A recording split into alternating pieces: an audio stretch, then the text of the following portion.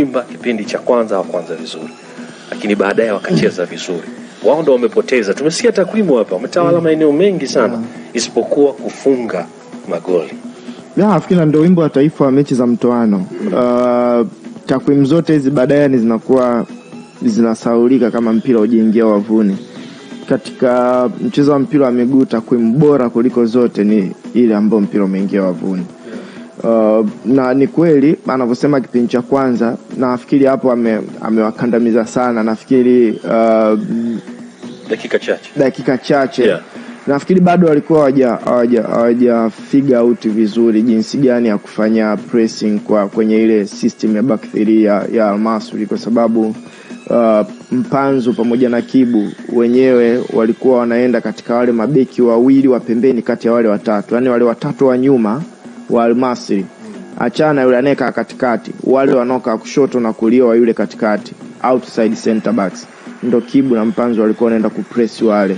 Ateba alikuwa anazuia yule wa katikati asipasie mpira katika wale viungo wawili wakati, na Kagoma pamoja na Ngoma muda wote wako nyuma wale viungo wawili wa Al Masry. Nafikiri mtego hapo ulikuwa ni kwamba ni Kapombe na Zimbwe ni kama vile bado walikuwa na yale mawazo ya kuzuia wingers na sio wingbacks. Kwa hiyo Al Masry walikuwa wanatoka kwenye press ya Simba kwa kutumia wale wingbacks wao, sababu ndio walikuwa free.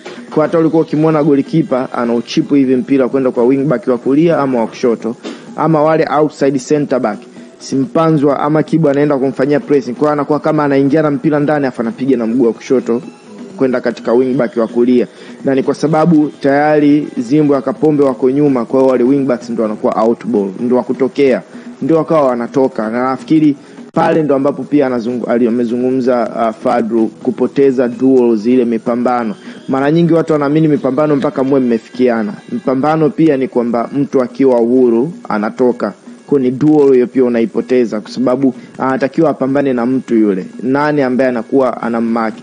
Kwa baada ya goli kufungwa, nafikiri pale Simba ndo kidogo nafikiri sio kazi rahisi kubadilisha pressing structure wakati mpira unaendelea. Ni angalau inakuwa labda kuna time out, labda water break, vyovyote, yani labda mpira umesimama, lakini mpira ukiwa unaendelea ukiamua kutrick kidogo pressing structure inakuwa ngumu. Nafikiri baada ya goli Kapombe na Zimbwe sasa ndo akaamua kuwa aggressive sasa, kwamba sasa au wingbacks wawili wa Al Masry hawatopokea tena mpira wakiwa huru. Kwa hiyo pale sasa ndo Al Masry wakawa wanakuwa forced kwenda long. Ukipiga mipira mirefu ndo Simba walikuwa wanashinda contact ya kwanza, second ball wanaichukua. Sasa baada ya pale Al Masry wakawa katika back foot. Kwa hiyo ikabidi sasa wenyewe sasa wanaona okay, A hawana out ball nyingine, yani mpira wa kutokea kwa wingbacks. B mipira ya juu kwenye kupambania duel Simba wanaishinda. Second ball Simba wakawa wanazishinda wao. Kwa hiyo sio kwamba Al Masry wakachagua kukaa nyuma, walilazimishwa kukaa nyuma, kwa sababu vile vitu ambavyo dakika 10 za kwanza walikuwa wanavipatia na wanavishinda vikawa hawawezi tena kuvishinda. Kwa walichokifanya ni kwamba okay, tuna uongozi wa 1-0, tunaweza tukaenda mapumziko. Kwa Al Masry walikuwa wanaitafuta dakika 45 ifike wakiwa na uongozi wa 1-0, wakiwa wamekaa vile vile wako salama. Kwa nafikiri pale sa mpira wakawa umehamia kwenye mahakama ya Simba. Je, mtatengeza nafasi bora? Yes. Mnaweza mkazitumia? No, hawakuzitumia. Na nafikiri kwenye football kila kitu watu wanaongea sana mbio, nguvu, ufundi nini, lakini kitu namba moja unapokuwa uwanjani kwenye football ni decision making. Nafikiri maamuzi ndio yanatenganisha mchezaji mzuri na mchezaji bora. Sawa, tutakuja hapo kwenye maamuzi hasa katika kila eneo, na nafikiri tukianza na eneo la goalkeeping, ambalo hili alikuwa maamuzi sana. Pengine ilikuwa ni kuwa vizuri na kuwa na uwezo wa kuondosha zile hatari. Bwana Musa Kamara tunamfahamu bwana Job, sio? Uwezo wake ana clean sheet nyingi kwenye ligi kuu ya NBC hapa nyumbani, quality alizokuwa nazo. Lakini ukiniuliza mimi binafsi, performance yake ya jana moja kati ya performance za chini kabisa msimu huu. Inaweza ikawa inasababishwa na vitu vingi ambavyo pengine hata sisi wenyewe hatuvijui. Leo nilikuwa na wakati nakuja hapa nikakutana na mashabiki wa Simba kwenye taa zile za barabarani wamesimama. Bwana vipi inakuaje? Amuoni kwamba yule Kamara waliharakisha sana kuanza naamini kumwanzisha kwenye mchezo kwamba pengine hakuwa fiti na vitu kama hivyo. Magoli ambayo yamefungwa magoli mawili ambayo yamefungwa, kama sio wewe nani sasa? Sasa mimi sina nafasi ya kuuliza. Mimi ndo naulizwa sasa. Au sasa si mtangazaji hapo ungeuliza. Na mimi ndo nakuja sasa kama sio kamera nani? Mimi ndo nakuja kuuliza hapa. Ni mimi peke yangu na hao ambao nimekutana nao, nafikiri pengine hakuwa fiti. Kamara alipaswa kufanya zaidi ya kile alichokifanya jana kwenye yale matukio mawili. Well, sio peke yako. Watu wengi wamefikiria hivyo. Japo nadhani nilisoma andiko la timu jana kidogo iko tofauti, lakini I also think alipaswa kufanya vizuri zaidi. Na tukisema alipaswa kufanya goli la kwanza yalikushafanyika makosa. Abderrahim ile nafasi alipata nafasi kubwa sana. Ile eneo lilokuepa kuna mtu yote wa kumbugudhi. Kwa makosa alianza pia kwa wachezaji wenzake. Lakini mpira ulopigwa kuelekea langoni, jamani. Yani watu wengi wanaona mara nyingi watu waga wanaonaga mpira wenye nguvu ni ule uliopigwa ukaenda moja kwa moja. Ukidunda sehemu unaona kama vile haukuwa na nguvu ya kutosha au na vitu vingine. Kuna vitu vichache ambavyo vinaweza vikao kwa upande wa Kamara, lakini bado havimfutii kuwa kosa pia lipo kwa upande wake. Cha kwanza ni vision. Yani sidhani kama alikuwa na clear vision. Ameuona mpira kidogo late kwa sababu ya ule wingi wa watu pale mbele yake. Lakini the distance ya kutoka kwa mpigaji na yeye alipo na wale watu ambao walikuwa wanamkinga na yeye alipo, tayari mpira ule alikuwa ameuona direction yake, na ndio maana ameweza kwenda kwenye right direction. Sasa kitu kingine alichokuja kumisjudge ni kule kudunda kwa ule mpira. Na ndio maana ukiangalia ule mpira haujapita mbali yake, umepita kwenye kiganja cha mkono wake. Kwa hiyo kama aliweza kuugusa kwa kiganja chake, possibly angekuwa na strong hand angeweza kuutoa, lakini sio kwamba tu strong, ila ule mdundo umepita kwenye juu ya mkono wake, yani sio niseme kwenye vidole vya mwisho vya mkono wake huko, ambavyo sio katikati ya kiganja. Kwa hiyo nguvu ya ule mpira na yenyewe ikawa either ni nguvu ama ni hate, kwa sababu ni kama alidive chini hapo mpira umekuja juu kidogo kutokana na pale kudunda. Lakini sasa pale tunasema ni yeye amemmisjudge ule mdundo wa mpira. Sio kama alidive mapema kidogo ama vipi, lakini the fact kwamba uliweza kuugusa ule mpira, ulikuwa una uwezekano wa kufanya vizuri zaidi. Yani the fact kwamba umefanikiwa kuugusa na haukuwa mpira wa hivyo kama tunavyozungumza, ingekuwa direct nasema kuna sehemu ulichelewa, lakini mpaka umedunda pale na dive kwenye right side, I think alikuwa na uwezekano wa kufanya vizuri pia, au punch mbali zaidi. Kama nadhani angeweza kupunch mbali.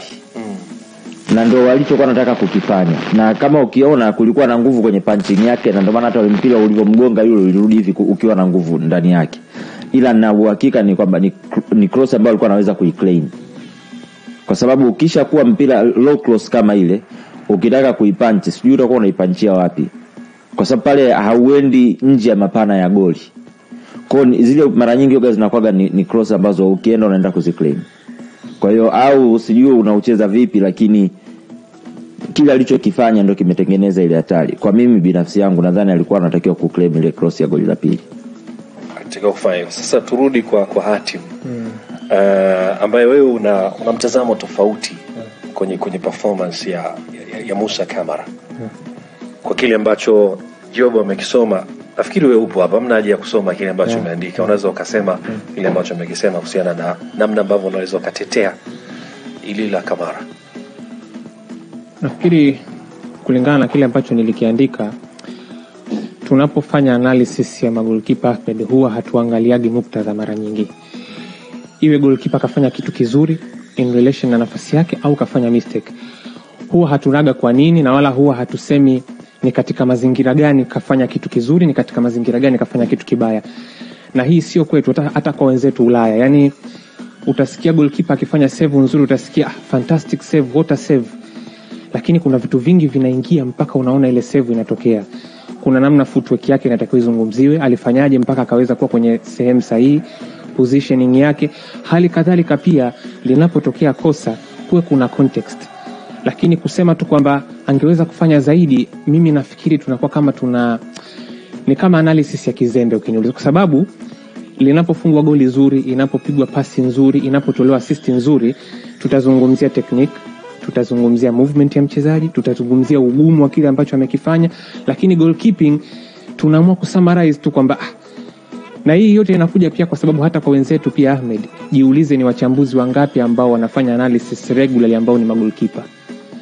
Yani hata kwenye vipindi vya wenzetu unakuta wachezaji mara nyingi ambao wanafanya hizi analysis ni wachezaji wa ndani, lakini ukiniuliza mimi naamini goalkeeper anaweza kumtathmini vizuri zaidi goalkeeper kuliko mchezaji wa ndani. Ukiniuliza mimi. Kwa hiyo kulikana na kile sasa nikija kwenye issue ya Kamara, mimi binafsi sioni kwenye goli la kwanza sioni kosa la Kamara kwa mtazamo wangu, kwa sababu mpaka mpira unatoka mguuni Kamara alikuwa haja dive. Yani mpaka mpira unatoka mguuni mwa yule mchezaji ambaye alikuwa amefanya ile attempt, Kamara body shape yake ukiitizama ilikuwa iko upright. Yani Kamara mpaka mpira ushatoka mguuni mwa mpigaji, Kamara alikuwa hajaanza hata kwenda chini. Yani sio kulala, body position yake ilikuwa haijaanza hata kutitia, alikuwa amesimama upright. Kwa sababu hakuwa ameuona ule mpira. Unajua tukisema tuliangalia vizuri ile goli George, mimi nafikiri kulikuwa kuna element ya surprise ambayo ilitokea kwa Kamara ukiniuliza mimi kila kitu kaja kukiona mwishoni, kwa sababu pale kulikuwa kuna wachezaji wawili ambao walikuwa na kinga vision ya Kamara. Mpaka mpira unatoka mguuni bado kulikuwa kuna wachezaji wawili wako mbele ya Kamara mpaka mpira unatoka mguuni mwa mpigaji. Kilichokuja kutokea pia baada ya mpira kupigwa, Hamza ni kama aliupisha ule mpira. Kamara anakuja kuuona ule mpira kwa mtazamo wangu mimi ukiwa ndani ya boksi. Ndio anakuja sasa kuona mpira huu hapa. Nafikiri kilichozungumzwa kwamba Kamara aliuona ndio maana akaruka, mimi nafikiri zaidi Kamara alikuwa ni kama yani kwamba sasa ile tunasema last minute desperation, kwamba sasa nitakwenda kwa sababu huu hapa. Ndio ile tunasema kwamba futa ushahidi. Lakini ukiniuliza mimi kuna ile unasafiri alafu unakuwa uko mbali na ule mpira unaofuata. Yani kwenye hapo kwenye kuchelewa hapo ndio sipaelewa. Hakuwa mbali na ule mpira. Hakuwa mbali.